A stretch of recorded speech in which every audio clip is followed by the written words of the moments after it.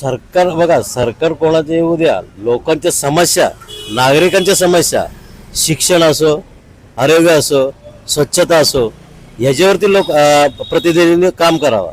कुठल्या पक्षाने हे पैसे दिले, मी त्यांचं तिकीट आणले, मी काम करणं, त्या अशा कुठली गोष्टी होऊ नये.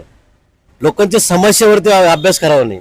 स्थानिक पातळीवरती काय चाललंय आणि इथनं पुढे काय होणार आहे, तुमचं विजन काय असणार आहे नगरसेवक म्हणजे.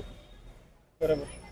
मग तुम्ही शिक्षणासाठी तुमचं धोरण काय असणार आहे, किंवा हॉस्पिटलसाठी धोरण काय असणार आहे, स्थानिक लोकांच्या समस्या ऐकून, किंवा आता त्यांचं लोकांच्या डोक्यात हे चालू आहे SRA. स्थानिक लोकांच्या तुम्ही समस्या बघून घ्या ना, इथं काय चाललंय काय नाही. तुम्ही SRAचे इथल्या प्रतिनिधी निवडून आलं की मग म्हणता अरे होणार आहे, SRA होणार आहे, ते होणार आहे.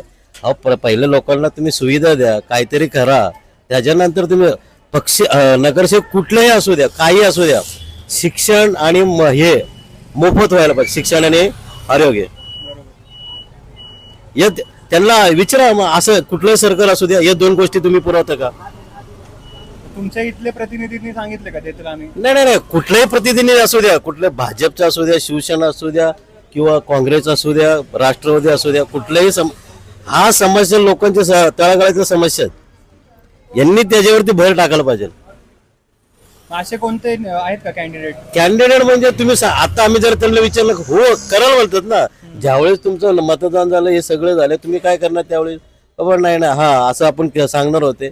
एक काय असते, व्हर्च्युअल लेवलला तुम्ही दबावाच्या खाली तुम्ही काम करत असता. इथं ज्यावेळेस निवडणूक आल्या, हा आमदारीने सांगितलं असं करायचं, खासदारीने सांगितलं असं करायचं.